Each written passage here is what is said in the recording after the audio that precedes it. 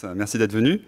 On va vous présenter les financements alternatifs appliqués au monde du vin, principalement. Et j'ai le plaisir de faire cette conférence avec Marie, de la plateforme Mimosa. Bonjour à tous, Marie Rabézen. Voilà, et moi je suis Maxime Debure, le fondateur de la plateforme Winefunding. Voilà. Donc on va présenter d'abord les principes, et ensuite on va illustrer par... on a préparé 7 cas concrets, donc n'hésitez pas à intervenir et à poser vos questions dès qu'il y a quelque chose. C'est vraiment interactif. L'idée, c'est pas de faire un monologue entre nous deux, un dialogue, et de vous faire intervenir. C'est pas une présentation commerciale, c'est vraiment une présentation à vocation pédagogique, un peu comme les livres. J'ai écrit 2 livres sur les financements alternatifs aux éditions Ferret. Le premier est dédié au crowdfunding, et le deuxième sur des opérations un petit peu plus importantes en groupement foncier, viticole, et en faisant venir des investisseurs directs dans l'entreprise. Donc c'est des livres qui sont en format poche. J'en ai un ici, voilà, vous pouvez le faire circuler. L'autre, j'en ai plus. Et n'hésitez pas à regarder. Vous verrez, il y a une dizaine d'études de cas dedans, des cas concrets, qui ne sont pas tous faits sur Winefunding. Il y en a quelques-uns qui sont d'ailleurs faits par Mimosa. Et là aussi, on va vous présenter des cas de 3 entreprises. Donc voilà. En introduction, ensuite on verra, on rentrera plus dans le détail du crowdfunding. En français, pardon, le financement participatif. Et ensuite, on parlera des GFV, parce que c'est assez connu dans le monde du vin. Et quelque part, c'est une forme de financement participatif assez ancienne et historique. Donc c'est pour ça qu'on va en parler, pour que vous voyez un peu les différences aussi entre le financement participatif et ce type de financement. Et enfin, on parlera de ce qu'on fait en particulier, ce qu'on appelle des club deals, lorsqu'on met quelques investisseurs avec des montants plus significatifs, plus importants. On fait des tours de table comme ça, on peut réunir quelques millions d'euros avec des investisseurs patrimoniaux, et on structure ces opérations. Pourquoi? Déjà, en introduction, on a besoin de financement. C'est parce que les coûts de production augmentent, notamment grâce à cause du prix du foncier. Et donc, ça fait des besoins financiers pour assurer le développement, la transmission. Également, il y a de plus en plus de contraintes environnementales. Cette année est tristement emblématique à ce sujet-là, concernant les épisodes de gel, mais également toutes les normes environnementales, les labels bio qui imposent de plus en plus d'investissements, et parfois c'est pas forcément facile de tout faire financer par la banque. Et il y a aussi des évolutions démographiques, notamment lorsqu'on est dans la transmission entre générations, ou lorsqu'on a aussi beaucoup de personnes qui viennent nous voir qui sont des néo-vignerons et qui ont des projets d'installation qu'ils souhaitent financer. Donc souvent, ils veulent boucler leur tour de table et faire connaître leur projet. Donc des besoins importants. De l'autre côté, une volonté des consommateurs, des amateurs de vin, de participer à l'aventure du vin, parce qu'ils ont un côté passion.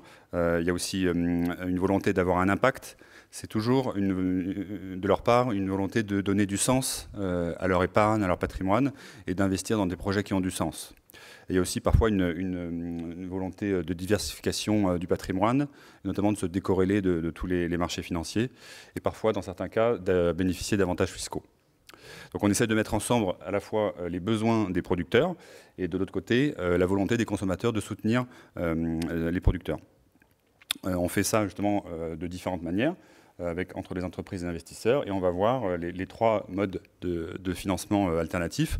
On dit alternatif, c'est une définition qui n'est pas forcément officielle, mais c'est alternatif par rapport à la banque.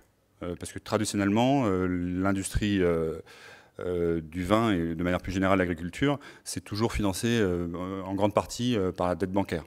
Et on a souvent eu un couple qui s'installe, qui prend un prêt sur 30 ans, et sur la carrière, ils remboursent leur prêt. Là, si on veut faire des projets de développement plus importants, on est un petit peu au maximum de capacité d'endettement, et donc il faut trouver des formes alternatives de financement qui sont du coup complètement complémentaires de la banque. On n'est absolument pas ennemis des banques. On dit toujours que les banques sont nos amis, et on travaille toujours en bonne intelligence avec eux. Donc c'est pour ça qu'on parle de financement alternatif. C'est par rapport à ce qui se faisait, ce qui s'est toujours fait traditionnellement.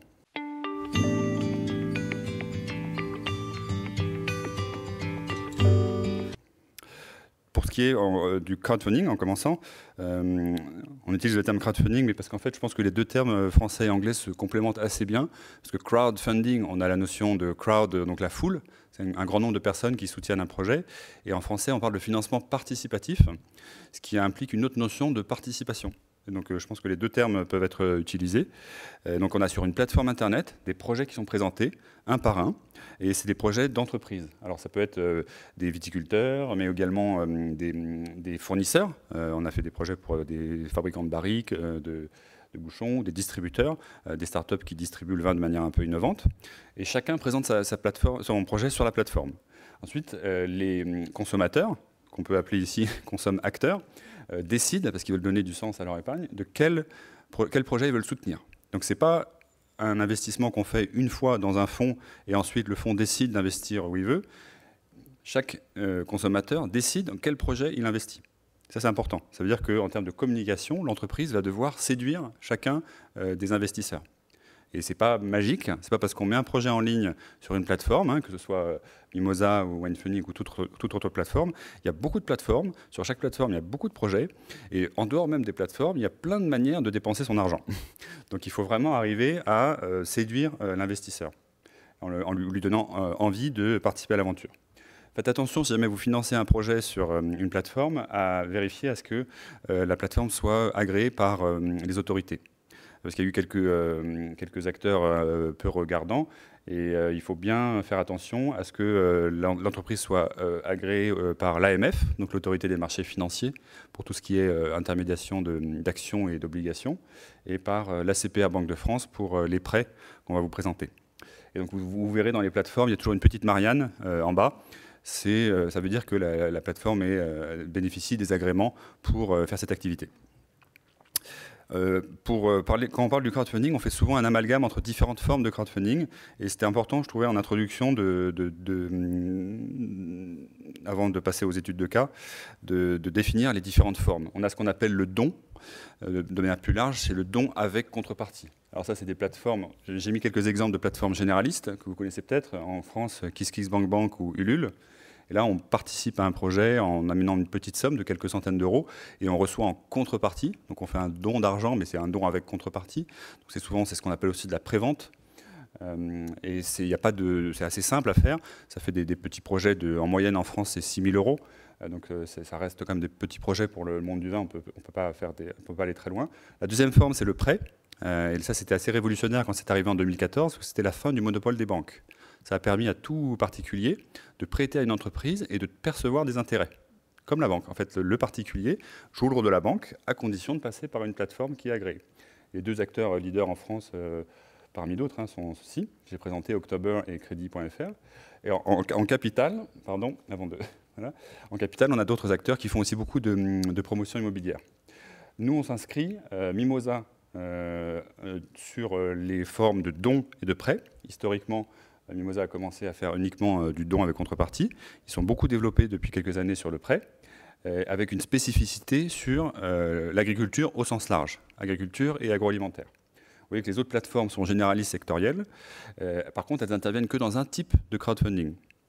Mimosa intervient sur deux types de crowdfunding et Winefunding est encore plus spécifique en termes de secteur. En revanche, on est un petit peu plus large en termes de type de crowdfunding. On intervient également sur le capital. C'est d'ailleurs en fait par là qu'on a commencé. Donc Winefunding a commencé à faire uniquement du capital. Mimosa a commencé à faire uniquement du don. Et maintenant, on a un point où on fait des choses un petit peu similaires. On va vous expliquer justement les différences aujourd'hui. Je ne vais pas rentrer trop dans le détail des différents montages, peut-être. Je ne sais pas quelle heure il est, là. Un petit peu, on peut peut-être dire à quel point, simplement, en fait, sur le don avec contrepartie, c'est assez simple. On a un grand nombre de contributeurs qui versent leur contrepartie à une société, qui est souvent la société exploitante, et ils reçoivent ensuite une contrepartie en nature. Donc ça s'apparente vraiment à de l'achat. Donc la TVA s'applique. Et souvent, en fait, les personnes reçoivent les contreparties immédiatement à la fin de la campagne. Donc, c'est-à-dire que c'est une vente, ça peut permettre de fédérer un grand nombre de personnes. Souvent, en général, 80% des contributeurs viennent de l'entourage du porteur de projet. Et après, il faut essayer de faire de la communication un peu plus large pour que justement ça élargisse les cercles dont Marie pourra nous parler. Le deuxième modèle, c'est le prêt. Et là, en fait, les personnes, tous les particuliers vont prêter une somme d'argent. Donc ça va souvent être des montants plus importants, de quelques centaines d'euros. Et ils vont récupérer sur plusieurs années, automatiquement, par les systèmes informatiques, le remboursement du prêt avec des intérêts. Et on verra les différences. Sur Mimosa, les intérêts sont payés en numéraire. Et chez Winefunding, les intérêts sont payés en nature, en bouteille de vin. Voilà les deux modèles de dons et de prêts. Le troisième modèle, c'est l'investissement au capital. Alors on a deux variantes. La première, c'est lorsqu'on investit sur la société d'exploitation. Et là, on a tous les contributeurs, ce n'est pas juste des contributeurs, ils deviennent associés. Donc ils ont des actions au capital de l'entreprise. C'est-à-dire qu'il faut accepter aussi de faire rentrer des investisseurs au capital de l'entreprise. Ça se structure. On fait ce qu'on appelle un pacte d'associés qui définit les règles de gouvernance, les règles de cession et d'acquisition de titres. Donc ça, c'est lorsqu'on rentre au capital de la société exploitante. On peut le faire aussi au travers d'un holding, c'est-à-dire une société qui loge tous les investisseurs. Plutôt que, si on a un grand nombre d'investisseurs, si on a une centaine d'investisseurs, il peut être préférable d'avoir un véhicule intermédiaire de type holding pour ne pas avoir 100 personnes à gérer en face. Et nous, notre rôle, c'est justement de gérer cette holding et de faire en sorte que l'entreprise n'ait qu'un seul interlocuteur, qui est le représentant de la holding. Lorsqu'on a 3-4 investisseurs, on peut les mettre en direct, mais dès qu'on en a un grand nombre, on préfère les mettre dans un holding. L'autre modèle, c'est on peut aussi mettre ces investisseurs dans une société foncière. Et à ce moment-là, ils investissent dans une société foncière qui a fait l'acquisition d'une parcelle et qui met à bail à la société d'exploitation. Voilà, c'est classique. Oui, ça, c'est assez similaire à ce qu'on peut connaître en GFV. Voilà les principaux montages juridiques. Et on verra les différences avec Winefunding au travers des exemples.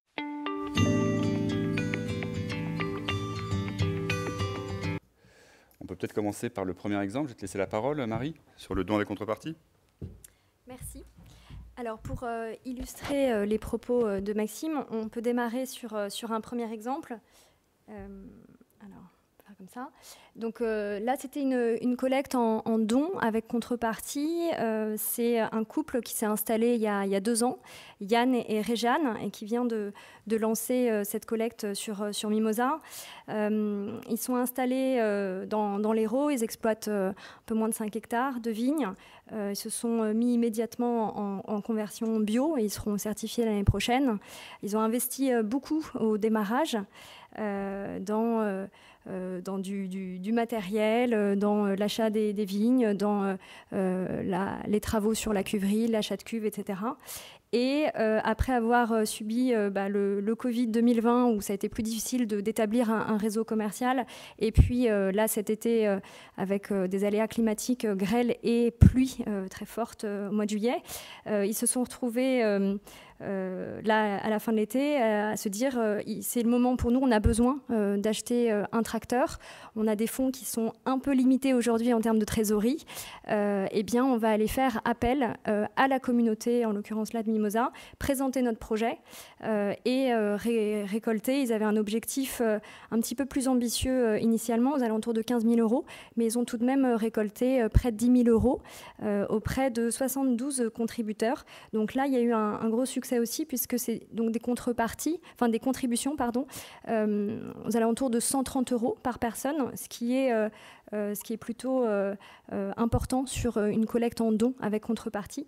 Alors les exemples de contrepartie usuels qu'on rencontre, ça peut être l'envoi de bouteilles. Ici, c'était essentiellement le cas. Et donc en fonction des contributions des donateurs, voilà, 30 €, 50 €, 80 €, etc., ils envoient une ou deux ou trois ou plusieurs bouteilles de vin en échange de ces dons-là.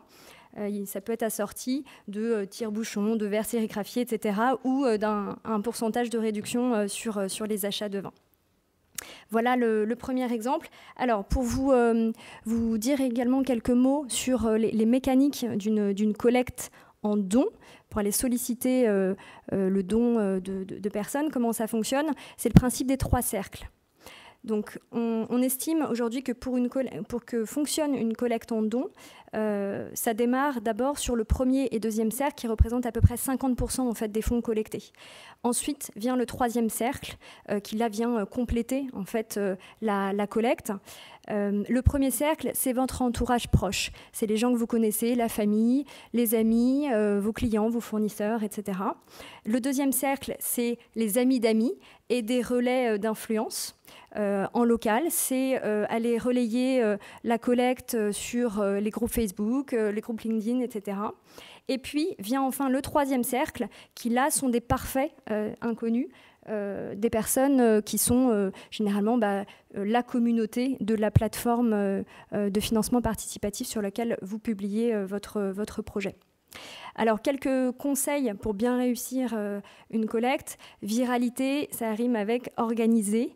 Donc, il faut absolument organiser sa collecte un peu en amont, la préparer, préparer les mails, se dire vers qui je vais demander de relayer l'information, sur quel groupe, Facebook ou autre, je vais poster ça. Je ne m'adresse pas de la même manière à mes proches, peut-être via SMS, que à mes partenaires, que à mes fournisseurs dans le ton. Donc préparer plusieurs templates de mails, bien remercier aussi à la fin, et puis dynamiser la collecte, donc avant, pendant et à la fin. Ça, c'est le premier conseil que l'on donne généralement. Et puis le deuxième conseil, c'est bien calibrer l'objectif. Là, toujours, les équipes qui travaillent sur les plateformes de financement participatif, qui sont là pour les porteurs de projets, ils aident à calibrer cet objectif-là. Parce qu'il faut calibrer ce qu'on souhaite aller chercher en fonction de sa communauté et du réseau qu'on peut aller toucher. C'est pas pareil d'aller toucher, récolter 5 000 euros, 10 000, 15 000, 20 000 euros. Voilà.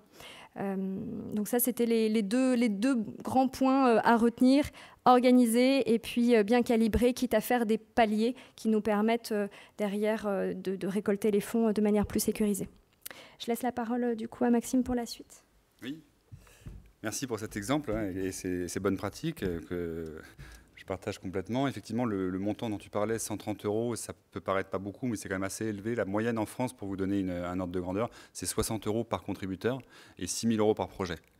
Sur le crowdfunding en don au sens large, parce que dedans il y a beaucoup de petits projets, par exemple d'un groupe de jeunes qui veut enregistrer un album de musique, ils ont besoin de 3 000 euros, donc ça fait baisser la moyenne. Et en fait il y a beaucoup de petits projets. Dans le monde du vin on ne fait pas grand chose avec 6 000 euros. Là le projet que tu as présenté, il y avait déjà 9 000 euros avec des contributions à 130 euros, et c'est vrai que c'est quand même assez important, c'est le double de ce qui se fait.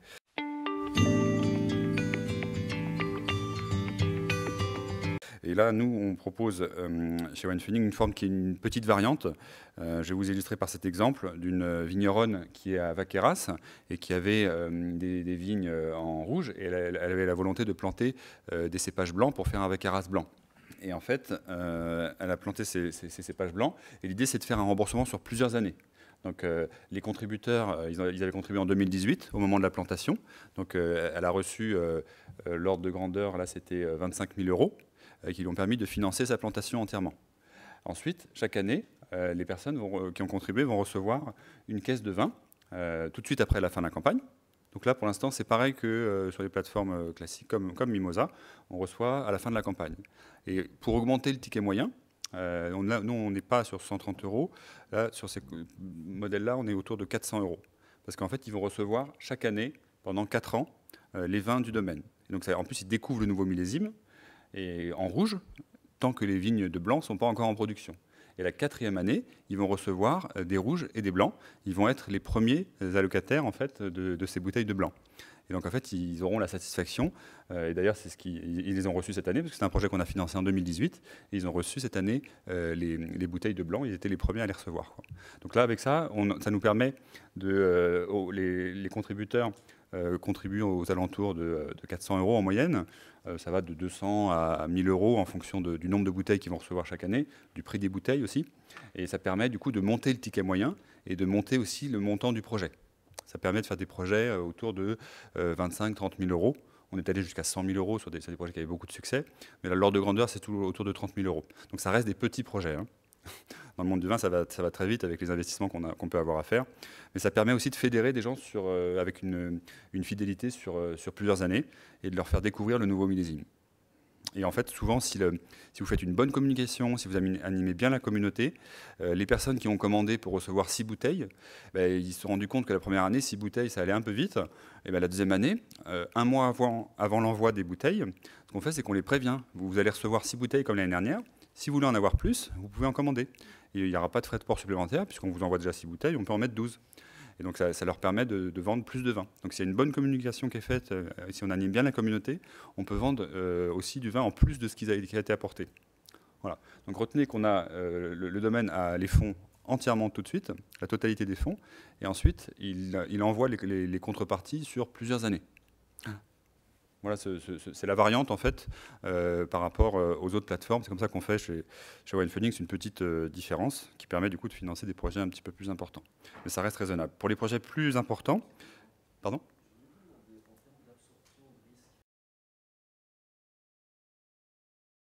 La question posée porte sur les risques en cas d'aléas climatiques. Il est vrai que certaines années, on l'a vu en particulier cette année, il peut y avoir des problèmes de récolte. Et dans ces cas-là, on a prévu au contrat qu'on puisse substituer avec des produits équivalents du millésime précédent ou du millésime suivant. Donc il y a toujours quand même la possibilité de substituer, parce que là, on n'a quand même pas non plus un nombre très important. Il y a une centaine de personnes, donc si on ne trouve pas 100 cartons du millésime précédent, ça peut arriver, hein, mais en fait, on arrive toujours à trouver des solutions. Et puis au pire, il y a un remboursement sur la base de la valeur qui est prévue. Pour l'instant, on n'a jamais eu besoin de le faire, on a toujours trouvé des solutions. Ça reste pas ces quantités qui ne sont pas énormes non plus, donc on peut trouver les vins, et s'il n'y en a plus vraiment, on peut substituer par des produits de valeur équivalente. Et typiquement, c'est un millésime précédent qui est en stock, et les personnes vont recevoir 2 années de suite le même millésime. En général, ils s'en remettent et ça leur va bien. Ça répond à votre question ? Merci pour les questions, n'hésitez pas à m'interrompre et à nous interrompre. On est là vraiment pour répondre à vos questions. Mais c'est un point important, hein, et même les investisseurs nous demandent souvent ça aussi. Hein. Qu'est-ce qui se passe en cas d'aléa climatique ?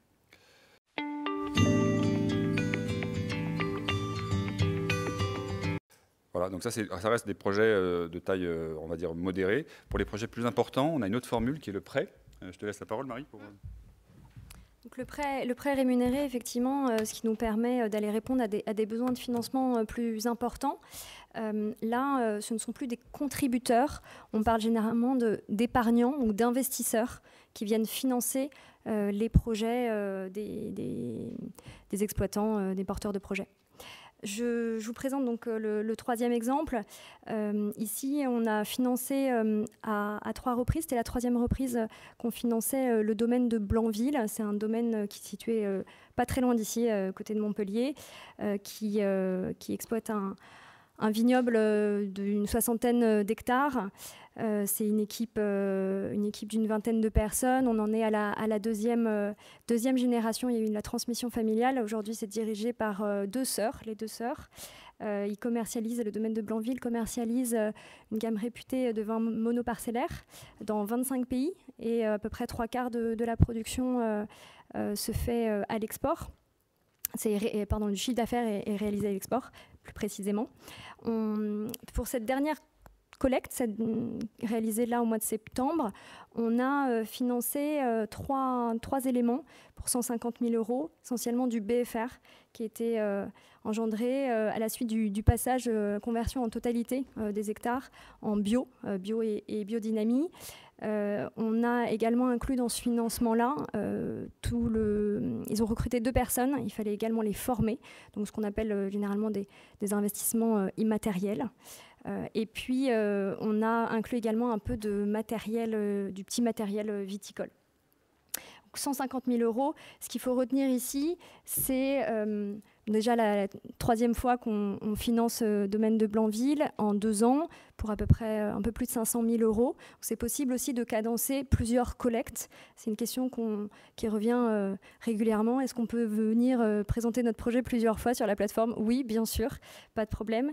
Et puis, ce qu'ils sont venus chercher ici, c'était le besoin de financement, l'objet du financement. On était sur du BFR, de l'immatériel, du petit matériel également, ce qui est peu ou moins bien financé, en tout cas de manière rapide par les partenaires bancaires. Donc là, ils ont récolté les fonds, 150 000 € en 5 jours auprès de un peu moins de 250 personnes.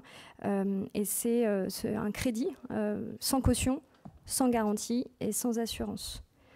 Voilà les caractéristiques du prêt rémunéré avec intérêt. Du coup, il a uniquement en numéraire. Donc les prêteurs reçoivent. Donc chaque année, ils sont remboursés de ce qu'ils ont prêté, donc sur la partie en capital, plus ils reçoivent là, en l'occurrence sur 5 ans, des intérêts à hauteur de 4,5% par an sur 5 ans. Voilà pour l'exemple. Je te laisse la suite. Merci pour l'exemple. Donc c'est vrai qu'on... Pardon, une question ? Madame ? Du coup, sur ce fonctionnement, le taux, il est géré par qui ? Alors, c'est la plateforme qui le fixe. Le taux, il est fonction de plusieurs choses, mais essentiellement déjà du coût du risque. Et puis après, il varie également en fonction de la durée. Une durée plus longue, on a des taux qui sont plus élevés.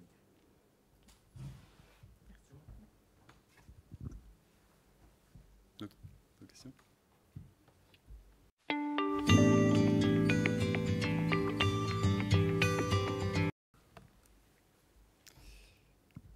Donc ça permet de financer des projets d'un montant plus important. Je vais présenter un autre exemple qui est issu d'un projet chez Wine Funding. La différence qu'on a par rapport à ce que fait Mimosa, c'est que les intérêts sont payés en bouteilles de vin. Les personnes qui souscrivent ont la possibilité aussi de recevoir en numéraire, c'est-à-dire en euros, les intérêts. Mais en général, c'est tellement plus avantageux pour eux de recevoir en vin. Et comme ils sont amateurs de vin, ils préfèrent les recevoir en vin.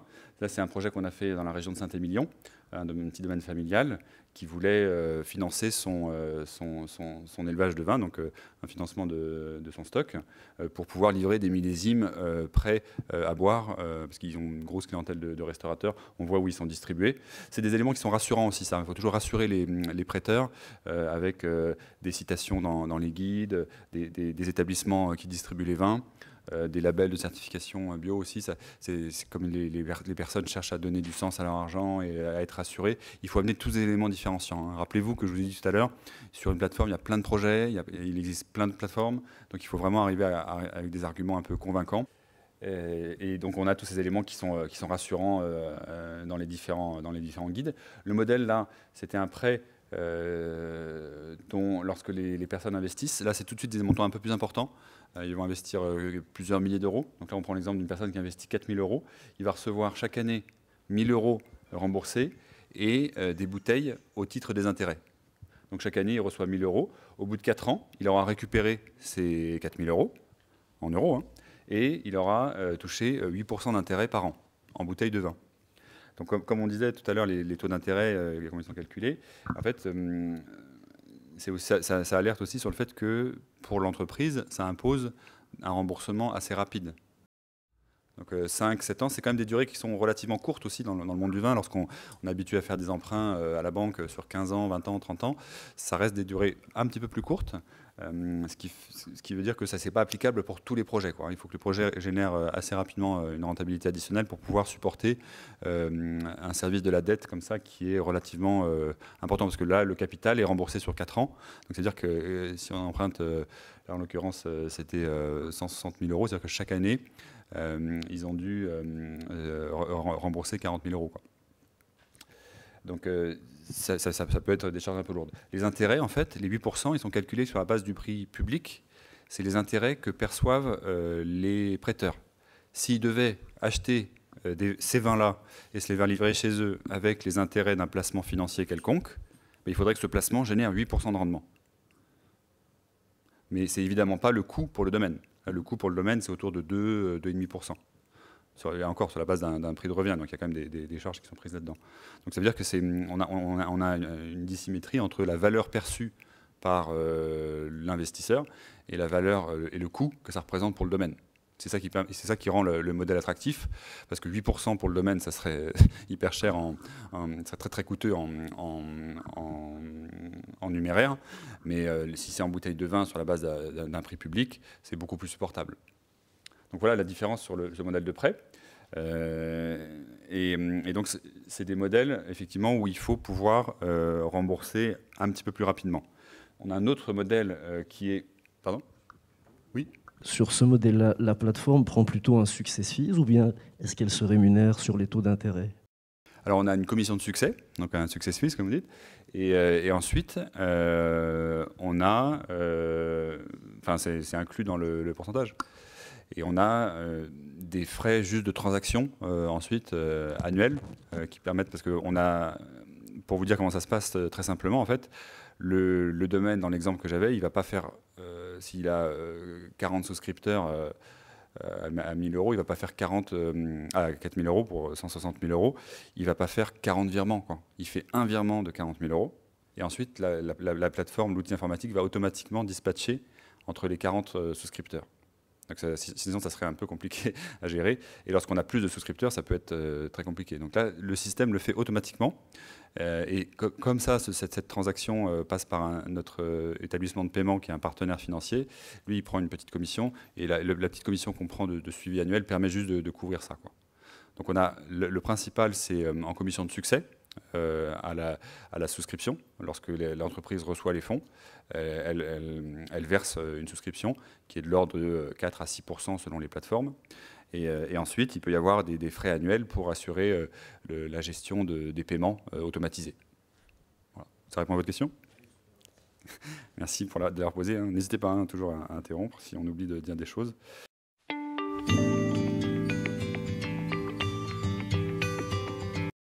Et donc je disais que lorsqu'on est dans des configurations où on ne peut pas forcément...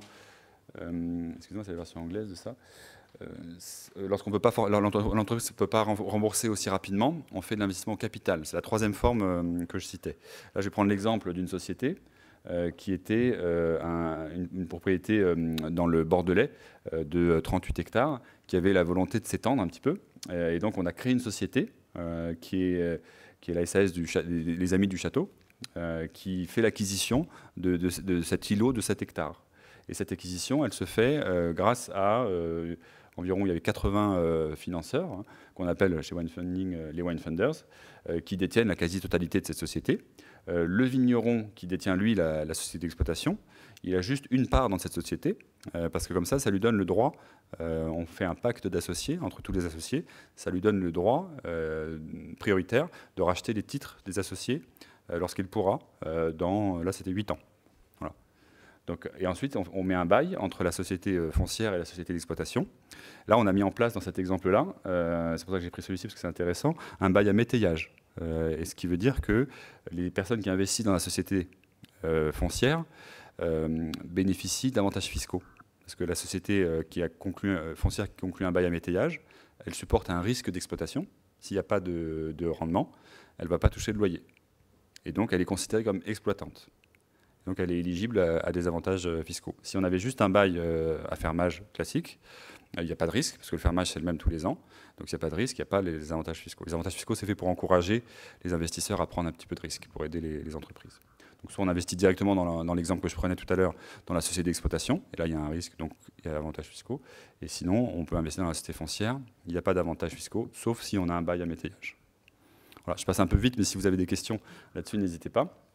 Et donc c'est pour ça que le rendement, dans ce cas-là, va dépendre, le rendement, je veux dire pour l'investisseur, en pourcentage, va dépendre du rendement agronomique. Si on a 35 hectares, on va avoir un rendement financier de l'ordre de 2,5%, et on peut avoir des rendements de 7% si on a 50 hectolitres hectares. Tous ces exemples sont sur le site de Wine Funding, vous pourrez les retrouver. C'est assez expliqué de manière transparente. On a une vraie notion de transparence dans le financement participatif. Les personnes veulent vraiment savoir à quoi sert leur argent. Donc on ne cache pas de choses comme ça. On ne révèle pas tous les secrets de l'entreprise, mais on partage beaucoup de choses en toute transparence. On explique, on fait beaucoup de pédagogie, que ce soit pour les porteurs de projets, les vignerons, mais également pour les investisseurs. Il y a des gens qui nous posent plein de questions. Quel est l'impact sur la fiscalité? Moi, je suis résident hors de France. Comment ça se passe pour la fiscalité? Comment ça se passe pour me faire livrer les vins? Il y a toujours plein de questions. Voilà pour tout ce qui est crowdfunding, donc financement participatif. On a pris quelques exemples et vous pourrez aller voir sur nos plateformes. Il y a plein d'exemples qui peuvent vous inspirer, vous donner des idées. Je voulais juste passer rapidement sur les GFV parce que c'est quelque chose qui est assez courant dans le monde du vin et je pense que tout le monde connaît. Pardon, vous avez une question? Allez-y, bien sûr. Sur le modèle avant? Oui. Sur le modèle Equity, à travers le crowdfunding. Equity, pardon, vous avez utilisé, vous êtes peut-être à l'aise, mais peut-être que oui. je me suis désolé, j'ai laissé ce mot anglais, c'est l'investissement capital. Comment se passe le processus de valorisation? Oui, très bonne question. Alors ça, c'est nous qui le faisons en amont, parce que les investisseurs qui vont venir investir sur une société, ils ne sont pas sachants, ils n'ont pas les compétences, ils n'ont pas le temps d'aller se poser la question combien vaut ce domaine. C'est nous qui leur apportons cette garantie. On fait la valorisation. On va souvent aussi s'appuyer sur un expert foncier qui est toujours agréé près la cour d'appel de la région pour pouvoir avoir une valorisation indépendante qui certifie la valeur du foncier lorsqu'il y a du foncier. Et ensuite, on va aussi avoir un courtier assermenté pour les stocks. Et nous, on va aussi évaluer la valeur de l'entreprise, ses réseaux de distribution, en fonction de sa rentabilité. Et on met tout ça dans la moulinette et on arrive sur une valeur d'entreprise. Mais c'est souvent un point d'achoppement sur les dossiers qu'on fait en capital. On a reçu, pour vous dire, sur Infunding, 800 demandes de financement. On en a sélectionné 40, donc on n'en a pas fait beaucoup. Un des critères, d'abord, c'est la qualité du vin, parce qu'on veut que les investisseurs reçoivent des bons vins. Ça ne veut pas dire des vins chers, mais il y a des vins qui correspondent à un profil qui plaît à tous ces gens-là. Et ensuite, il y a des aspects un peu plus financiers. Le premier, qui est souvent un point de blocage, c'est à l'entrée, la valorisation. Parfois, le propriétaire pense que son domaine, c'est le plus beau de la Terre, qui vaut très très cher. Et lorsqu'on fait une valorisation objective, on a souvent un décalage qui peut être important de 30-40% par rapport à ce qu'il envisage. Et on lui dit non, nous, on ne peut pas recommander, on a un rôle de conseil. On parlait d'agrément tout à l'heure. Notre agrément, c'est CIP, ça veut dire conseiller en investissement participatif. Donc on conseille aux investisseurs et on leur dit, voilà, vous investissez à une valeur qui nous semble, nous, en tant qu'experts du vin, raisonnable et justifiée pour telle et telle raison. Et donc là, il y a une négociation qui rentre et parfois, il y a beaucoup de projets qui n'aboutissent pas parce qu'on n'est pas d'accord sur la valorisation. Et pour nous, c'est très important que les investisseurs, lorsqu'ils rentrent, si jamais ça se passe mal et que la société doit être liquidée, on va céder les actifs. Et si les actifs ils ont été survalorisés, ils vont récupérer encore moins que ce qu'ils avaient investi. Donc on veut que ça soit sécurisant. Donc ça, c'est par rapport à la valorisation, c'est le premier point de blocage. Et souvent, le deuxième point de blocage aussi, c'est la perspective de sortie. Lorsqu'on fait rentrer des investisseurs, il faut absolument qu'ils aient une perspective de sortie à un horizon de temps qui soit raisonnable, défini à l'avance. Ça va être souvent autour de 6, 7 ans, jusqu'à 8, parfois 10 ans. Et ça permet du coup de n'avoir aucun remboursement. On a vu tout à l'heure que dans l'exemple du prêt, il y avait des échéances dès la première année, pendant 4, 5 ans et jusqu'à 7 ans, comme disait Marie. Mais là, sur l'investissement capital, il n'y a aucun remboursement à faire pendant toute la durée de la présence des actionnaires au capital. Et c'est au moment où ils sortent que là, il faut s'organiser pour prévoir le rachat des titres. Et souvent, ça se fait en interne. C'est-à-dire que le domaine, à un instant T, au moment où il a besoin de se développer son projet, il n'a pas les fonds propres pour financer ce projet. Il est au maximum de l'endettement bancaire, donc la banque ne le suit pas. Soit il attend que ses prêts arrivent à échéance et qu'il ait à nouveau une capacité d'endettement, mais du coup, il va peut-être attendre 5-6 ans. Et le projet sera trop tard parce qu'il aura 5-6 ans de plus, il n'aura peut-être pas envie dans 5-6 ans de faire ce projet. Et l'intérêt de faire venir des investisseurs au capital, c'est d'apporter un nouveau souffle, d'avoir un apport de trésorerie de fonds propres conséquent, qui permet du coup de réaliser immédiatement le projet et de prévoir qu'il y a un remboursement, par exemple à N+6.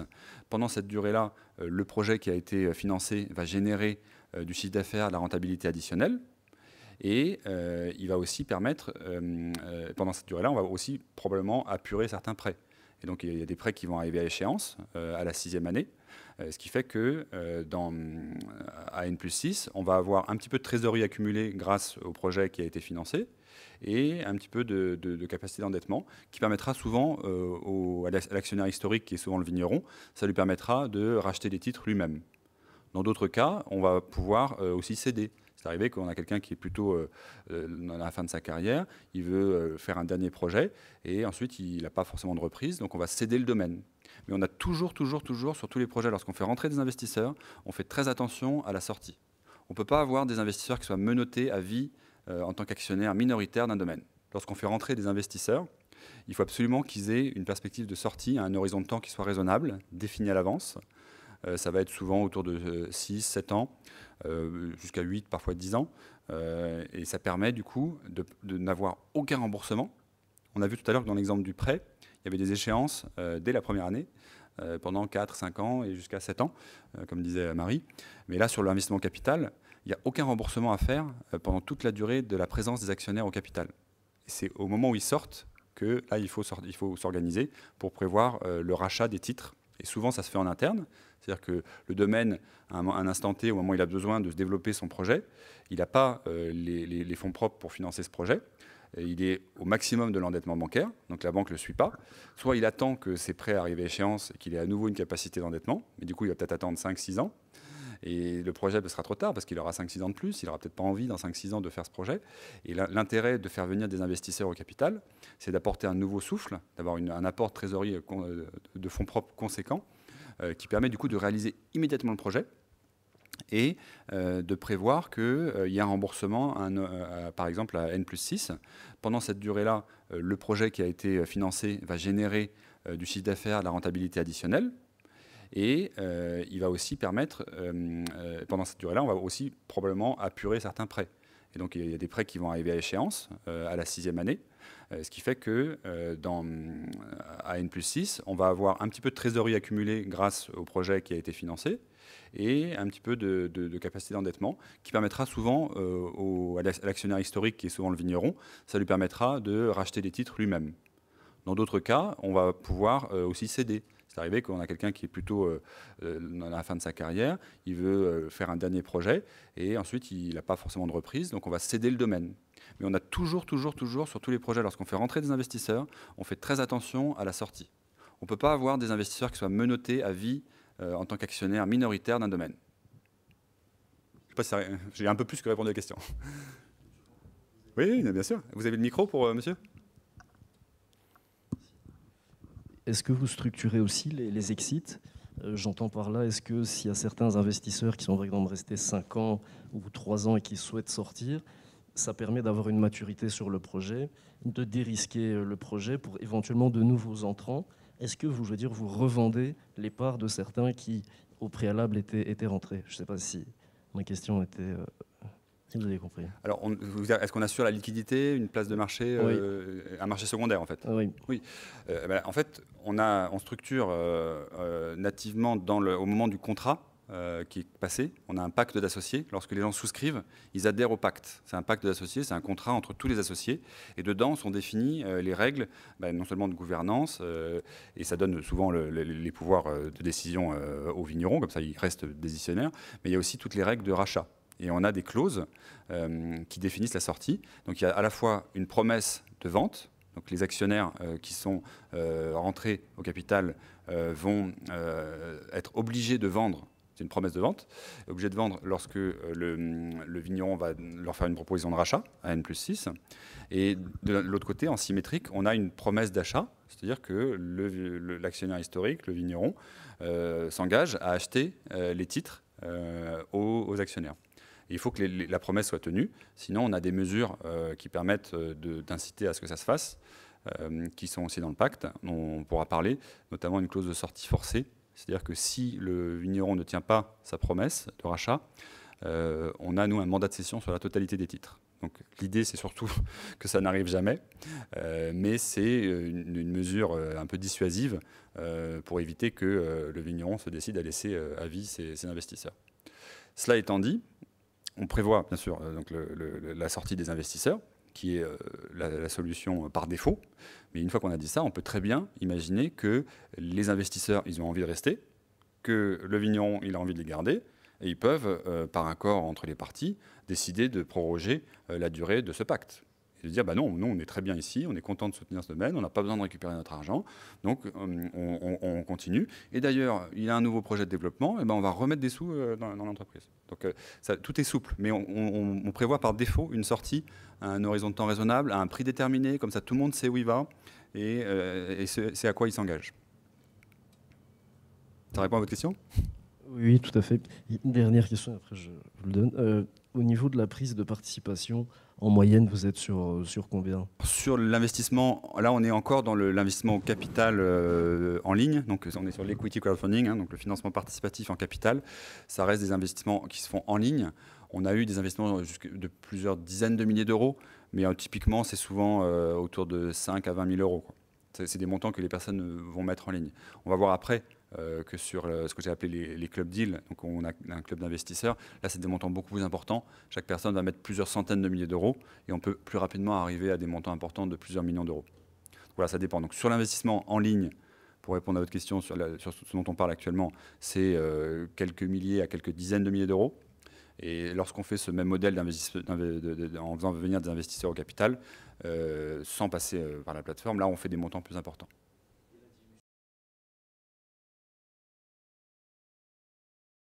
Ça va dépendre de la valorisation et de l'apport en capital qui est nécessaire pour réaliser le projet. Dans certains cas, l'actionnaire historique, le vigneron, reste majoritaire, c'est son souhait. Et en fonction du niveau de valorisation qu'on a estimé et des besoins financiers, parfois il faut réajuster à la baisse les besoins financiers s'il veut rester à 51%. Et parfois il n'a pas trop le choix, il se dit bon d'accord, et on a des vignerons comme ça qui se retrouvent minoritaires. Mais le pacte est bien fait et sécurisant, et nous on s'assure que les actionnaires qu'on fait rentrer dans ces cas-là n'ont aucune velléité de reprendre le domaine. On va proposer cet investissement lorsque la valorisation est pas assez élevée par rapport aux besoins pour assurer que le vigneron garde sa majorité. On va sélectionner des investisseurs qui sont souvent des personnes qui ont été entrepreneurs toute leur vie, qui cèdent leur entreprise. Ils ont 65, 70 ans. Ils n'ont aucune envie d'aller se retrouver à gérer une entreprise viticole. Donc ce n'est pas des gens qui sont menaçants pour le vigneron. Dans ces cas-là, lorsque le vigneron devient minoritaire, on va faire en sorte que ce soit ce qu'on appelle en bon français des sleeping partners. Donc des personnes qui restent dormants, ils n'ont pas aucune volonté de reprendre le domaine. Et ça, c'est très important effectivement de choisir la typologie des investisseurs en fonction de effectivement, le pourcentage de dilution. Merci pour cette question. C'est vrai que c'est un peu pointu pour tout le monde. Je ne sais pas si ça intéresse tout le monde, mais c'est des questions hyper intéressantes auxquelles on est confronté. Parce que au début, quand on a commencé, de faire venir des investisseurs au capital d'une entreprise viticole, c'était pas facile pour les vignerons de se dire le domaine qui est dans la famille depuis cette génération, de faire venir des investisseurs au capital. Mon arrière-grand-père va se retourner dans sa tombe, c'est pas possible, on peut pas l'envisager.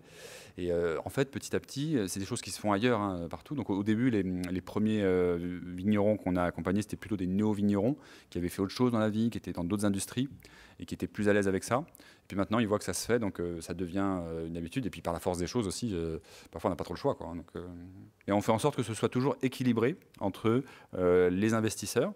Il faut qu'ils aient un rendement suffisamment attractif, qu'ils aient une garantie de sortie. Et il faut que ce soit aussi équilibré de l'autre côté. Il faut que le vigneron, ça ne lui coûte pas trop cher. Et il faut que ce soit aussi assez sécurisant pour lui, pour qu'il, s'il veut reprendre le contrôle, qu'il puisse le faire. Voilà. Je ne sais pas si ça répond à votre question. Voilà. Je me permets de poser une petite question. Oui. Pour le travail en amont, est-ce qu'il est financé par justement les investisseurs? Ils ont une part aussi d'investissement sur ce travail qui est fait en amont, de recherche et de veille par rapport au domaine viticole, ou alors c'est vraiment pris en compte aussi lors du remboursement? Ce que vous appelez le travail en amont, c'est le travail de structuration de l'opération, tout ce qu'on disait, les audits, toutes les due diligence qu'on va faire en amont de l'opération pour évaluer l'entreprise, pour analyser le business plan, préparer tous les documents juridiques, les pactes d'associés, tout ça. Ça fait partie des choses effectivement qu'il faut financer. Et soit, ça dépend du travail en fait qu'il y a à faire. Dans certains cas, on va avoir une mission de conseil. Donc on va facturer des honoraires de conseil pour justement structurer cette opération. Et là, ça peut être pris en charge par l'entreprise. Mais après, elle pourra le refinancer avec les fonds levés, quoi. Donc souvent, ça fait partie des frais inhérents à l'opération qui sont pris en compte dans l'opération. Donc on va avoir des frais, effectivement, parfois on peut avoir un gros travail à faire de restructuration. Parfois, il faut changer la forme de la société, il faut changer les statuts initiaux de la société. Donc ça, c'est des frais qu'il faut anticiper. Et lorsque tout est prêt, c'est des opérations qui peuvent se faire assez rapidement, en quelques semaines, quelques mois. Mais s'il y a des gros changements à faire, s'il faut mettre toute la famille d'accord et tout, ça peut prendre plusieurs mois, voire un an, quoi. Mais ce travail, oui, effectivement, il doit être fait, et vous avez raison de le souligner. Il peut y avoir un travail de structuration financière, juridique en amont.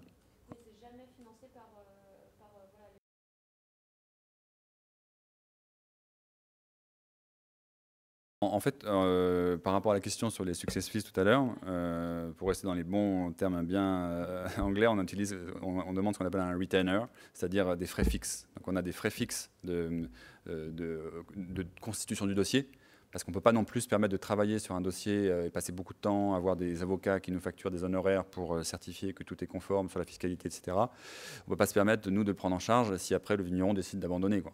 Donc ça permet d'engager, de s'assurer que le vigneron il a vraiment envie de faire ce projet jusqu'au bout.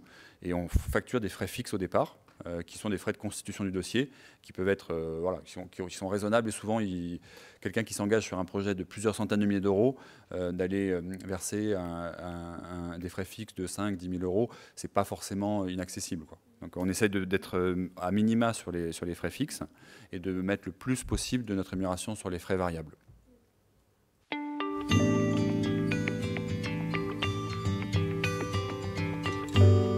Sur les GFV, très rapidement, le montage, c'est un petit peu similaire à ce qu'on a vu tout à l'heure sur les sociétés foncières, sauf que ce sont des sociétés civiles. Nous, dans le crowdfunding en capital, ce sont forcément des SAS, puisque du coup, ça nous autorise, lorsque c'est des SAS, à faire appel public à l'épargne sur Internet, parce qu'on a notre agrément AMF, de l'autorité des marchés financiers.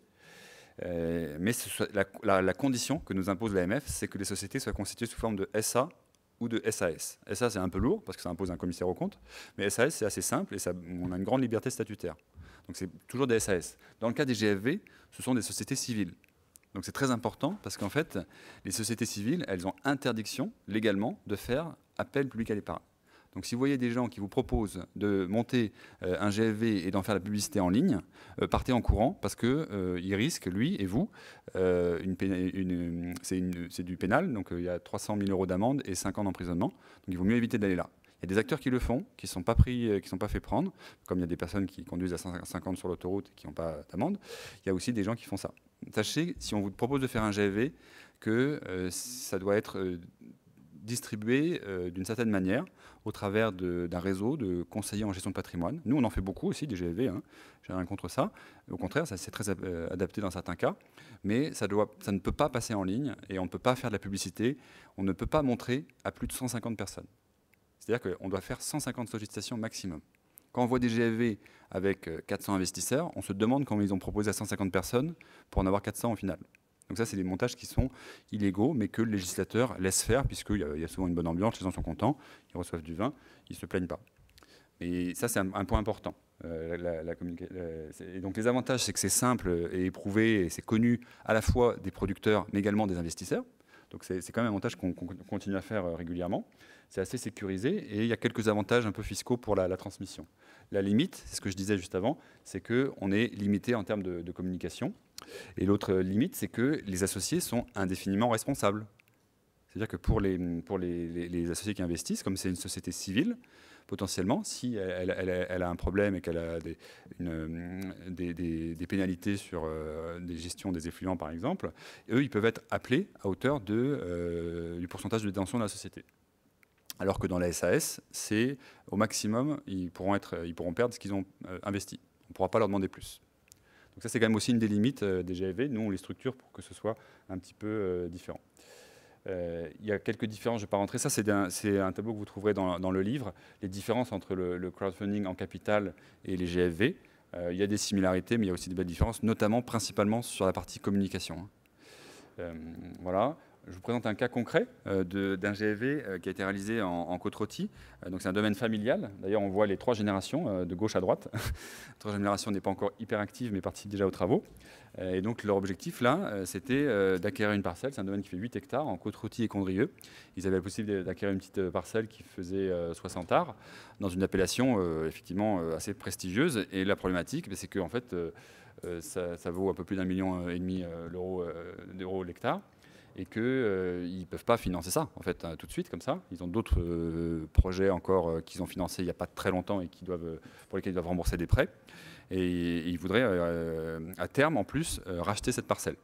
Donc, ce qu'on a fait, c'est qu'on a monté, avec notre partenaire, c'est notre partenaire Canovia qui a monté ce projet, qui est basé en Bourgogne, qui a monté une quinzaine de GFV.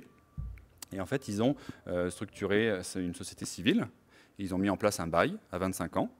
Très important, si vous faites un GFV, pour respecter les investisseurs, de mettre en place un bail à 25 ans. Si vous utilisez un bail à 18 ans, c'est très bien pour l'exploitant, mais c'est pas du tout une bonne affaire pour l'investisseur parce qu'au bout de 18 ans, le bail est renouvelé automatiquement par l'exploitant et l'investisseur ne peut pas sortir.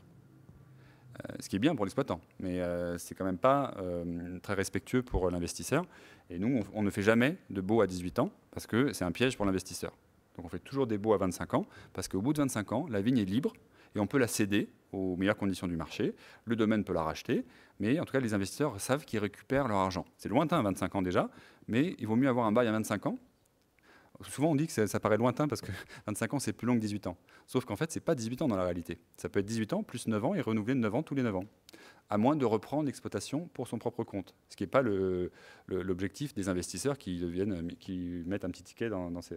Donc sur ce projet-là, il y a eu 1 million d'euros investis avec 90 personnes qui ont été apportées par des conseillers en gestion de patrimoine indépendants qui avaient signé un mandat de recherche. Donc voilà, ça c'est un GFV qui est fait dans les règles de l'art, en respectant la distribution, sans faire appel public à l'épargne sur un site internet. Je vous invite à aller voir si vous ne connaissez pas cet acteur, qui est assez discret mais très professionnel, et qui a monté du coup une quinzaine de GFV dans toutes les régions, surtout dans l'est de la France, entre la Bourgogne, les Côtes-Rôties, la Champagne aussi. Donc je vous invite à aller voir ce qu'ils font.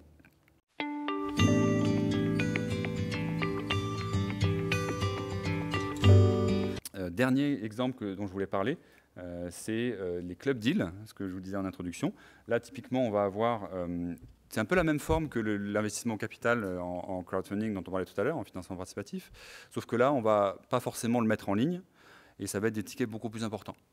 Je l'ai répondu un peu, en répondant à votre question tout à l'heure, j'ai un peu abordé ce sujet-là.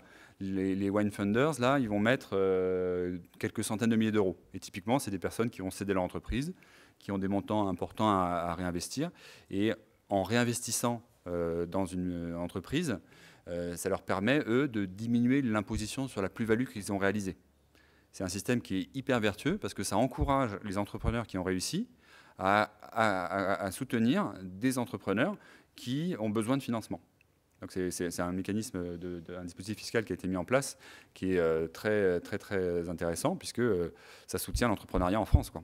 Pour des sociétés qui sont souvent sous-capitalisées, c'est une belle chose, quoi. Donc là, on fait rentrer les investisseurs dans cet exemple, dans la société d'exploitation.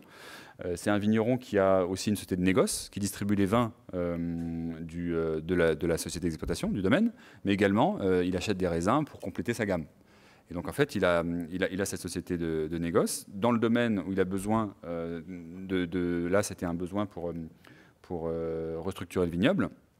On a fait venir des investisseurs. Dans 6 ans après, 5-7 ans, typiquement la durée de détention, la société de négoce va racheter les titres de la société d'exploitation. Donc les investisseurs vont sortir, ils vont récupérer un peu plus que ce qu'ils ont investi. Et le vigneron, comme il est propriétaire à 100% de la société de négoce, il va aussi redevenir indirectement propriétaire à 100% de son domaine.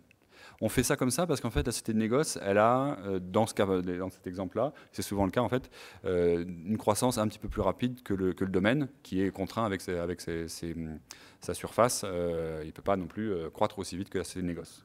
Et la société de négoce, elle peut générer cette rentabilité qui lui permet de racheter les titres. On a toujours ce phénomène-là qui permet, on a fait plusieurs opérations comme ça, vous les verrez, celles-ci, c'est celles qui sont mises en ligne sur le site internet de Wine Funding. On en a d'autres qu'on a fait qui sont plus discrètes. Mais typiquement, voilà, c'est comme ça que ça fonctionne. Et là, l'exemple, c'était en 2017, un vigneron qui exploitait un vignoble. Et on a fait rentrer les 5 investisseurs pour 1,5 million. Donc, c'est des tickets en moyenne à 300 000 euros. Et voilà, et à la sortie, on a la holding qui va racheter les titres. Voilà. Donc, un exemple assez classique de ce qu'on fait en club deal. On parle de club deal parce qu'en fait, les investisseurs, ils n'investissent pas dans un fonds d'investissement. On fait un petit club d'investisseurs pour un deal en particulier, pour une opération. Et donc, là, il y avait 5 investisseurs. Typiquement, il y en a parfois 2, 3, jusqu'à 6, 7. Voilà. Et c'est des personnes qui, en plus, au-delà de l'aspect financier, il y a vraiment une aventure entrepreneuriale et humaine qui se met en place. Et typiquement, lorsqu'on a des personnes qui ont cédé leur entreprise en partant à la retraite, ils sont hyper contents de continuer à être un petit peu impliqués dans l'entrepreneuriat, un peu par procuration. Ils accompagnent un jeune entrepreneur qui pourrait être leur fils.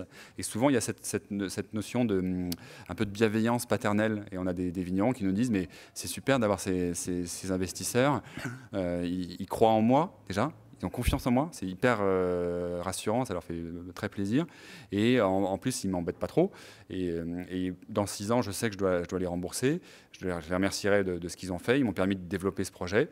Et d'avoir cette bienveillance paternelle, ça leur fait très plaisir. Ça coûte plus cher qu'un prêt bancaire, mais quand il n'y a pas de prêt bancaire, on ne peut pas comparer par rapport à l'absence de prêt bancaire. Et ça permet du coup à la société de financer des projets en parallèle d'un remboursement de prêt. Voilà un petit peu les différents modèles. Je passais un peu vite parce qu'on l'avait un peu abordé, le club deal, finalement, dans l'investissement en capital. La seule différence dans un club deal par rapport au financement participatif en capital, c'est le nombre de personnes et le ticket moyen, quoi. Ça répond, par rapport à votre question, c'était un peu ça la différence, quoi. C'est le même mécanisme, on structure un pacte d'associés, on fait la valorisation de l'entreprise, on s'assure que la sortie est bien prévue à un temps donné, et voilà comment ça fonctionne.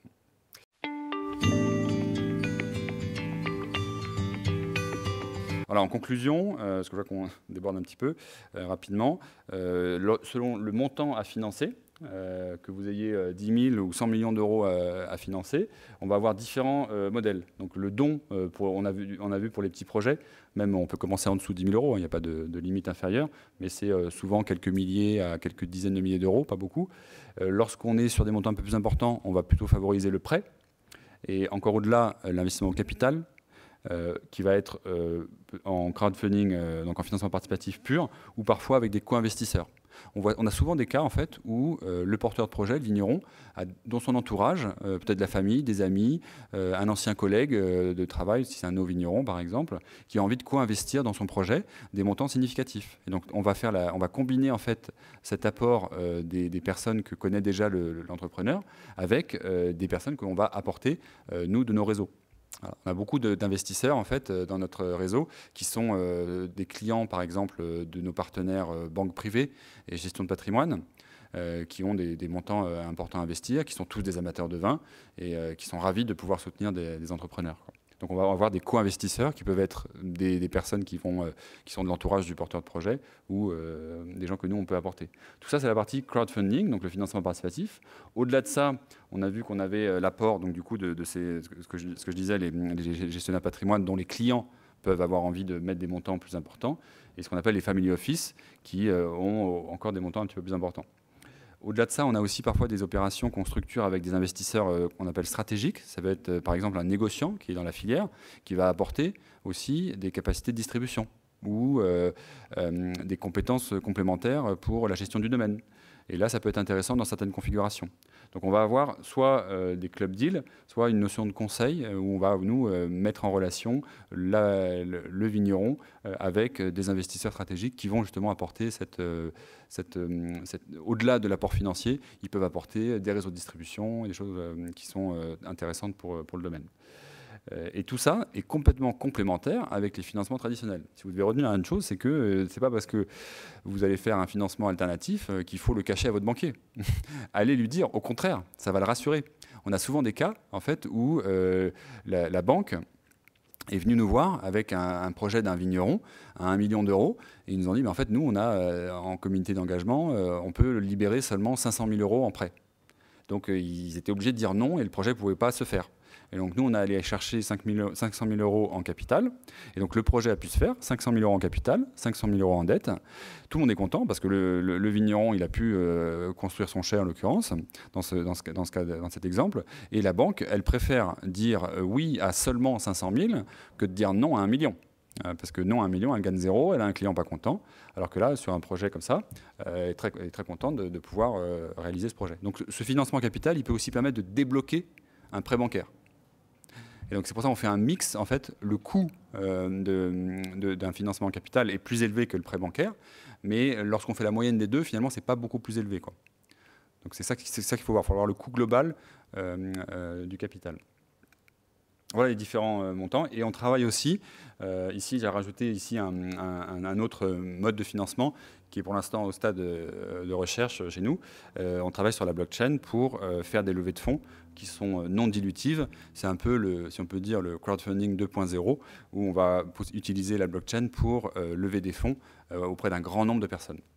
Voilà, rapidement, pour voir le panorama, en fonction du montant, vous pouvez utiliser les différentes formes de financement alternatif qu'on vous a présentées aujourd'hui. Je vais passer rapidement là-dessus. Oui, pour dire qu'on peut mélanger les formes aussi sur un même projet. Lorsqu'on a un petit projet à 30 000 €, on peut faire 100% en crowdfunding, en don avec contrepartie. Lorsqu'on a des montants plus importants, là, c'est la construction d'un chai à 600 000 €. On va avoir des subventions pour 200 000 €, un prêt bancaire pour 200 000 €, et ensuite on va avoir 100 crowdfunders qui ont mis en moyenne 2 000 € sous forme de prêt avec intérêt en 20. Et donc, ça va nous permettre de boucler le financement. Donc, il faut vraiment penser garder en tête que les financements alternatifs qu'on présente aujourd'hui sont complémentaires des financements traditionnels. Un autre exemple, sur une reprise de propriété, il y a eu un apport personnel de 500 000 €, un prêt bancaire d'1 million. Quelques investisseurs patrimoniaux, on voit en haut, qui ont mis 1 million d'euros. C'était des montants en moyenne de 200 000 €, il y en avait 5. Et une centaine de personnes qui ont mis 500 000 €, donc 5 000 € en moyenne. On combine en fait les différentes formes de financement. Voilà, c'est important de garder ça en tête, que ce n'est pas forcément exclusif, au contraire, quoi. En conclusion, je voudrais juste dire que... Et je sens que tu as abordé le sujet, Marie, tout à l'heure. C'est important de bien préparer vous voyez que les personnes vont mettre des montants quand même importants. Donc, il faut que ce soit bien prêt, parce que s'ils n'ont pas confiance dès le début, ça ne va pas fonctionner. Donc, on fait attention au début à bien définir son projet, combien ça coûte. Ça paraît évident de le dire, mais il faut quand même bien le faire. Est-ce que c'est raisonnable par rapport aux besoins de l'entreprise? Quel chiffre d'affaires additionnel ça va générer? Quelle rentabilité additionnelle ça va générer? Sur quel calendrier on va le faire? Parce qu'il ne faut pas demander de l'argent trop tôt, demander de l'argent quand on en a besoin, parce que d'avoir de l'argent, si on ne dépense pas, il va falloir... c'est un peu dommage, donc il vaut mieux demander l'argent quand on en a vraiment besoin.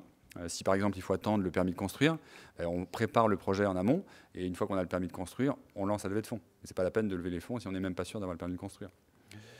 Ensuite, on va choisir le mode de financement selon la nature du projet, selon le montant, c'est ce qu'on disait. On va voir le mode de financement alternatif qu'on va choisir. Ensuite, on fait la levée de fonds. Et là, il faut bien la préparer aussi au niveau juridique, fiscal, valorisation dont on parlait tout à l'heure. Et gérer cette levée de fonds, l'animer, quel que soit le mode de financement. Marie parlait tout à l'heure des différents cercles. C'est très vrai pour le don avec contrepartie. On a souvent plus de la moitié qui vient de l'entourage du porteur de projet. C'est moins vrai sur les projets d'investissement parce que les plateformes ont des communautés d'investisseurs qui sont prêts à investir. Mais il faut quand même animer cette communauté. Il faut se rendre disponible, on fait des dégustations pour montrer aux gens comment ça se passe, au niveau du domaine, la vinification, l'entretien des vignes. Donc il faut leur donner en toute transparence envie de participer à l'aventure. Donc ça peut prendre du temps. C'est pas magique, hein, vous n'arrivez pas avec une plateforme en disant voilà, je vous mets mon projet en ligne, ça va se faire tout seul. Il faut souvent aussi s'investir. Ça demande un peu d'implication pour que la campagne fonctionne bien. Préparation et animation pendant la campagne. Et le porteur de projet s'en impliquer. Ensuite, il faut réaliser le projet, le mettre en œuvre. Ça veut dire qu'il ne faut pas utiliser l'argent pour faire autre chose. Ça paraît un peu évident de dire ça, mais si les investisseurs ont choisi de soutenir le vigneron, c'est parce qu'ils voulaient que ce projet-là se fasse. Si ensuite le vigneron l'utilise pour faire autre chose, il y a une rupture de confiance et ça commence mal, quoi. Donc, il faut bien réaliser le projet, animer la communauté pour leur donner envie. Et si on le fait bien, en fait, tous ces petits porteurs, quelle que soit la forme de financement, que ce soit du don, du prêt ou de l'investissement en capital, tous ces financeurs, en fait, ce sont des ambassadeurs en puissance. Ils vont, lorsqu'ils partagent le vin avec leur entourage, ils vont en parler en disant c'est un peu leur domaine quelque part. Ils sont parfois co-investisseurs, co-actionnaires du domaine, ou même s'ils ont aidé le projet à réaliser, en fait, ils racontent l'histoire lorsqu'ils partagent la bouteille. Et donc ça vous fait plein d'ambassadeurs. Donc au-delà des aspects financiers dont on a parlé, il y a aussi cette notion de communauté dont vous disposez parmi tous les gens qui ont aidé à financer le projet. Et ensuite, il ne faut pas oublier de prévoir la sortie des investisseurs lorsqu'ils sont rentrés au capital et la fin du projet, même sur les projets en don. On parlait de la plantation de blanc tout à l'heure, et les investisseurs, les contributeurs, ils étaient très contents de recevoir en premier les blancs.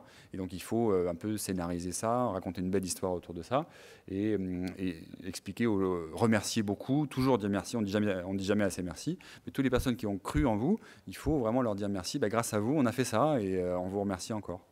Voilà, donc ça, le travail doit être sérieux, hein, du début jusqu'à la fin. Je pense que c'est à peu près évident de dire, mais il faut le rappeler, quoi.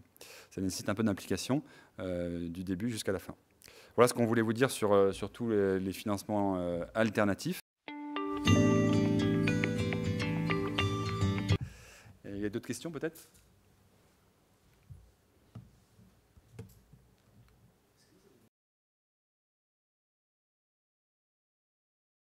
On a étudié un projet en Belgique, on n'a pas été au bout, mais c'est tout à fait possible, ouais, on aimerait beaucoup. Mimosa est actif en Belgique. Nous sommes présents, on a un bureau en Belgique et on fait du don et du prêt sur tout le territoire. Et là, en plus, votre question est très à propos, puisque depuis 2 semaines, là, il y a un passeport européen pour les plateformes de financement participatif. On va pouvoir, du coup, intervenir dans toute l'Europe. C'est quelque chose qu'on demandait depuis longtemps, parce qu'on a déjà des contributeurs. On a créé une société, une des premières sociétés qu'on a créées, qu'on a accompagné, en tout cas, dans sa création, il y a 6 ans chez One Funding. Ils ont 55 associés de 12 nationalités différentes. Et ils sont venus naturellement parce que l'Internet s'est ouvert. Donc on n'a pas le droit de faire de la publicité active en dehors de la France par rapport à notre agrément qui est franco-français. Mais comme le web s'est ouvert, il y a des gens qui viennent de partout. Et rien ne nous empêche déjà de faire des projets, de soutenir des projets en dehors de France. Jusqu'à présent, on ne pouvait pas tellement communiquer, à moins de créer une société comme l'a fait Mimosa, dans le pays dans lequel on fait ça. Parce que chaque pays a sa réglementation concernant ce que j'appelais tout à l'heure l'appel public à l'épargne. Ouais. Chaque pays a sa réglementation. Et d'obtenir un agrément spécifique dans le pays en question. Voilà. Et là maintenant, avec le passeport européen, ça va être beaucoup plus facile, quoi. Voilà. Je sais pas si... Une autre question ?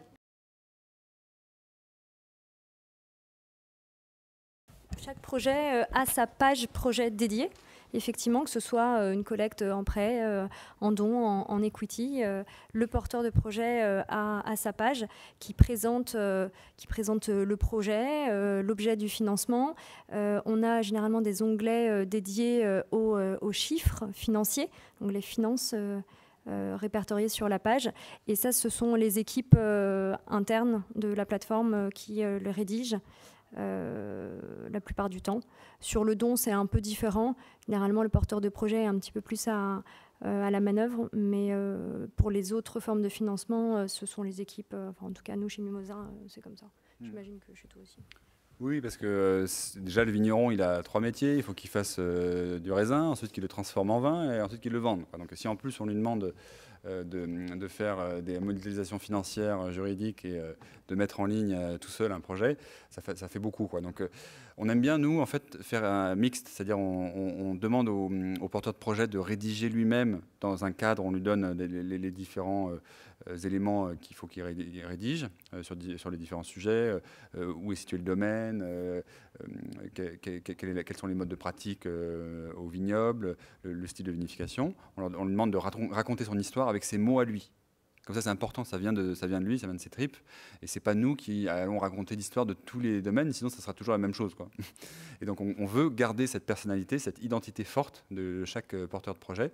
Donc, on laisse faire le vigneron. Et ensuite, nous, on aide ensuite à améliorer la présentation par rapport à notre habitude, notre expérience. On sait ce qui fonctionne, ce qui déclenche souvent l'envie d'investir chez l'investisseur. On tourne les phrases un petit peu différemment, on met des titres, on aide à choisir les photos et on les assiste beaucoup sur la mise en ligne.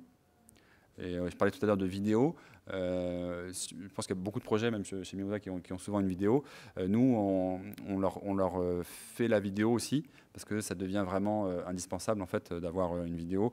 De nos jours, c'est plus difficile. Donc on les aide pour faire ça aussi, quoi. Donc,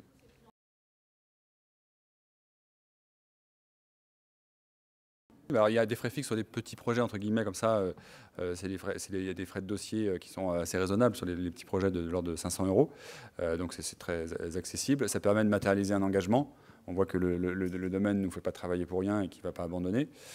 Donc c'est juste pour pouvoir couvrir les frais de montage. On a trouvé un moyen assez simple de le faire. En fait, sur les petits projets comme ça, à 20 000 €, on ne gagne pas grand-chose. En fait. Donc on ne peut pas se déplacer, on ne peut pas envoyer un vidéaste faire un tournage qui va facturer plusieurs milliers d'euros, quoi, ce qui est normal pour le travail qu'il y a à faire. Donc on a trouvé un moyen assez astucieux de le faire.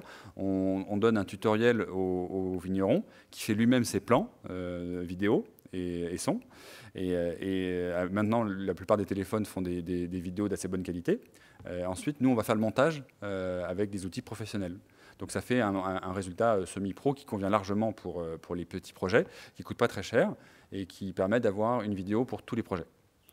Pour les projets plus importants en capital, lorsqu'il y a plus de moyens, on peut se permettre, et là, d'avoir une vidéo professionnelle, vraiment faite par une équipe. Et parfois, on a sur des tournages comme ça, une personne qui vient juste pour la vidéo, il y a un ingénieur du son qui vient juste enregistrer des petits sons avec un micro à part, une personne qui fait le metteur en scène, qui explique, qui fait parler le vigneron. Donc, selon le budget, on va avoir plus ou moins de technicité et de professionnalisme. Mais sur les petits projets, on arrive à avoir des résultats, en fait, c'est surprenant. C'est à quel point on peut faire des choses qui suffisent en fait pour la petite levée de fonds, quoi. Voilà. Ça répond à votre question? Ouais. Super. C'est peut-être juste pour ajouter, vous l'aurez compris à travers ça et ces activités annexes, justement, au-delà du financement, c'est aussi mettre en avant, mettre en lumière tous ces projets-là en fait, qui nous intéressent beaucoup sur la plateforme. C'est vrai que oui, on les met en avant non seulement, comme tu dis, sur la plateforme, mais également sur tous les réseaux sociaux. On accompagne les gens. Parfois, il y a des porteurs de projets qui se font en plus accompagner spécifiquement par une agence de communication pour s'assurer que ça va vraiment bien fonctionner. Nous, on les guide, on leur donne, je pense que chez Mimosas, pareil, vous avez les bonnes pratiques pour mener une campagne. Voilà, avec, comme tu disais tout à l'heure, envoi d'une newsletter à la base. Ensuite, il y a peut-être un article de presse, on va relayer cet article de presse sur les réseaux. On aide, on donne un cadre pour que la campagne soit bien animée, quoi. Et pour que ça dépasse la plateforme. Parce qu'il y a des personnes qui parfois investissent chez Winefunding, et je pense que Mimosa c'est pareil, c'est leur premier investissement sur la plateforme. Ils en ont entendu parler parce qu'il y a eu un article de presse, parce qu'ils ont vu passer un post sur LinkedIn ou Facebook ou les réseaux sociaux. Et du coup, ça les a attirés, ils sont venus sur la plateforme. Ils ont découvert le projet, regardé la vidéo, lu l'histoire du projet, parcouru parfois, souvent dans les détails. Il y a des gens qui sont très pointilleux sur le rendement, comment c'est calculé, la valorisation, la sortie, la sécurité, etc. Et tout est accessible en toute transparence. Et du coup, après, ils sont convaincus d'investir ou pas. Voilà. Données ici. N'hésitez pas à nous appeler si vous avez des questions, par email, par téléphone. Allez sur les sites internet des plateformes pour vous renseigner et voir voilà, ce qui vous convient le mieux en fonction de votre projet. On peut échanger, hein, il y a des passerelles, hein, on se renvoie la balle souvent parce vous avez compris qu'on n'est pas exactement, moi je considère qu'on n'est pas concurrents, on est plus confrères et complémentaires dans le paysage des financements alternatifs. Merci beaucoup, merci de votre attention. Merci de votre attention et à votre disposition pour toute précision.